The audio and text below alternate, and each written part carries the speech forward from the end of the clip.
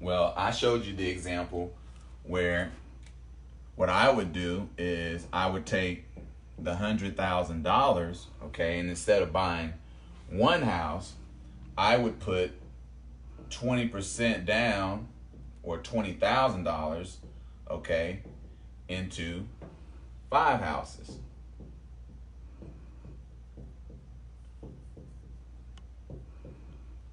Okay, and we went through this example before. Okay, so I got five. Instead of buying one house for $100,000, I'm putting $20,000 into 5 houses. So now I got 5 houses. Okay, these are little houses here. Little houses, little houses, little houses. Give me a door. Give me a door. Give me a door. Give me a door. Whatever. Little houses. And these houses are kicking me off $1,000 a month. Each house. Okay? $1,000 a month on each house. Take out 30% after expenses. I got $700 coming in on each house. All right? $700 a month coming in on each house. What's 700 times 5? That's what, $3,500, Jason? Correct. Something like that. So, I got $3,500 coming in this example. If I had $100,000 and I wanted to go invest in single family homes, I'm gonna go buy 5 houses. I'm gonna put 20% on each house. Okay, I'm getting a net positive cash flow of $3,500 a month. Now this is before debt service, because now I have debt on these homes. I only put 20% in, so the 80% has to come from the bank. This is not factoring in debt service, but that's not important right now for what the purposes of what we're discussing today. So this is a scenario where you're buying houses. Now let's talk about apartments, for example. All right, so if you have $100,000 and you want to invest in apartments, so what I would do is I want to take the $100,000 and instead of going to buy 5 houses, I'm going to go buy a 10-unit apartment complex. Okay, 10 units.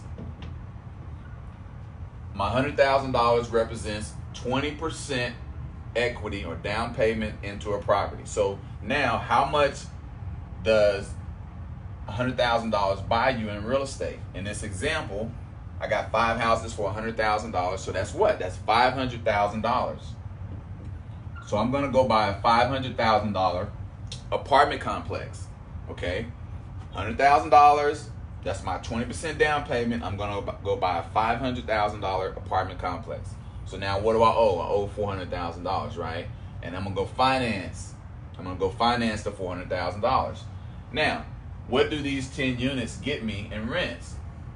So let's just say, for the sake of conversation, 2-bedroom, 1 bath. 2-bedroom, 1 bath. Average rents, Oklahoma City, in a good neighborhood, a decent area, is about $750 a month. Okay? So everybody with me? 10 units, I'm getting $750 a month. What does that represent? That's $7,500, okay, per month on the 10 units. I'm going to take 30% off for expenses. Where's my calculator? I think I know the answer, but I want to be pretty precise here. So that's $5,250, okay, in cash flow. All right, so right here, I'm getting $3,500 a month positive cash flow on my homes.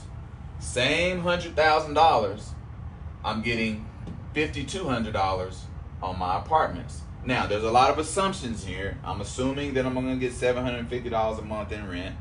All right. I'm assuming that I'm going to be able to buy 10 units for $500,000. These are some assumptions, but I've done this stuff before several times, so I'm very confident in these assumptions, okay? I'm very confident in these assumptions. So, obviously you can see that I'm getting, in this scenario, I'm getting more cash flow for my $100,000 a month with my apartment buildings, all right? That's just number one. So, let's just say, what are the benefits, pros and cons, or the differences?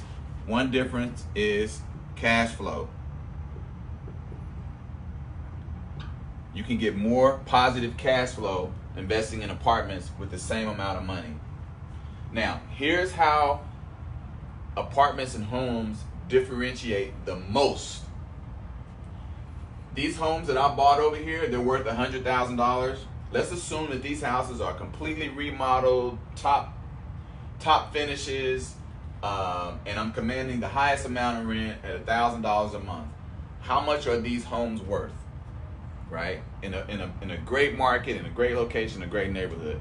If my appraisal came in at $100,000 after I renovated and bought it and got it leased up and everything, guess what? The value of that property is $100,000. That's it. $100,000. ARV, after repair value. Okay? That's the most value that home is going to be until it appreciates. If it appreciates over time, which you hope that it would, if you buy it in the right location, you take care of it, you manage it, you would hope that property is going to appreciate at least 3 to 6%, okay, each year. So at best, after 1 year, my property is worth $106,000 after 1 year. That's at a 6% appreciation rate. All right, there's nothing else as a landlord, there's nothing else that I can do, right, on a house to drive this value up more than $106,000 after year 1. There's nothing else I can do. Now, I'm making money on the properties. I'm making positive cash flow every month. The money's coming in every year. There's nothing else that I can do to drive that value up. Here's where houses and apartments differentiate. What is the value of this apartment complex? I bought it at $500,000. I got it rented up. I rented the units for $750, took out my expenses. I have the cash flow, positive cash flow, monthly cash flow coming in every single month. The value of this property is not determined by the comps in the area. Okay, it's not determined, it's not like houses. The value of this apartment complex is determined by this right here. It's called NOI. That's net operating income. Okay, the value of this property is determined by this. Okay, so the bank, the appraisers, they're going to use this number to determine the value of the property. So let's figure out what the NOI. Everything is based on an annual basis. So the NOI on this property, if we're getting $6,250 every month, is $63,000. That's the NOI. That's the annual NOI on this property, $63,000. Now, how do I determine the value based on the NOI? So they use what we call a cap rate. A cap rate is basically a return, an ROI on your investment in a property, assuming you paid cash for the property. So if I paid $500,000 for that property and I'm making $63,000 a year on it, that's how I would determine my cap rate. So I'm going to take the $63,000, I'm going to divide it by, I'm going to take the $63,000, I'm going to divide it by 500, and that gives me a 12.6 cap rate.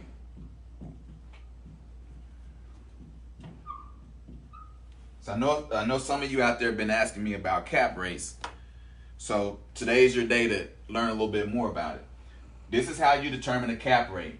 You come up with the NOI on the property. Now again, these are assumptions. This is assuming that I'm getting $700 a month rents on each unit. I take out 30% for expenses. That's going to be your taxes, your insurance, your maintenance, all the different expenses associated with that property.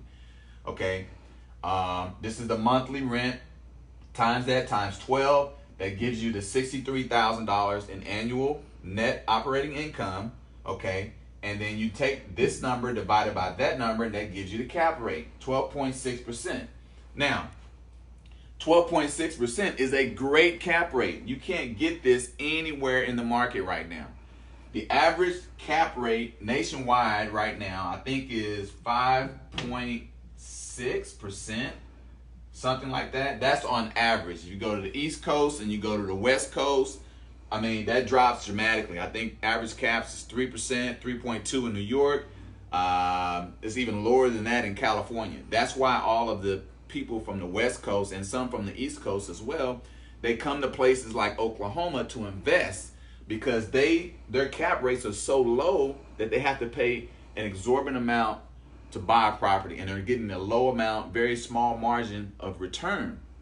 Okay, so you're not going to get a cap rate anywhere at 12.6, not even Oklahoma. So I think right now Oklahoma multifamily properties, again, this is on average, guys, are trading around 7%. 7% is the average cap rate here in Oklahoma City. All right, this is rounded up. I'm just using this round number. So if I wanted to sell this property and I didn't want to keep it and hold it and I wanted to sell it, I could sell it at a cap, 7 cap. So I feel very confident that I can sell this property at a 7 cap, assuming that I'm hitting these numbers. It's cash flowing, positive. This is my NOI on an annual basis. I can sell this property at a 7 cap. So now let's go take the numbers and we're gonna do it again. Okay, so I'm gonna take my 7 cap. This is how I reverse engineer the deal. If I wanted to sell it, I'm trying to determine my list price. What is the value of the property? How much is it worth? I'm gonna take my 7 cap, 7%, and I'm going to divide it by my NOI of $63,000. Okay. You take your $63,000. You take the $63,000. You divide it by the cap that you want to get. That's $900,000, guys. $900,000. So if I wanted to sell this property today, somebody would have to pay me $900,000 for this property. So just like that, by getting this property rented out and performing, getting the NOI up to $63,000, I've created $400,000 in equity in this property. So if I sold it today, that's what I would get, cash. I made $400,000. That would be my profit, $400,000. And I got 100 in it, so I get my 100 back. I walk away with $500,000 because my loan is only $400. I'm selling it for $9. Take away expenses, closing costs, and all that. But you get the point. That is the main difference, guys, between apartments and houses.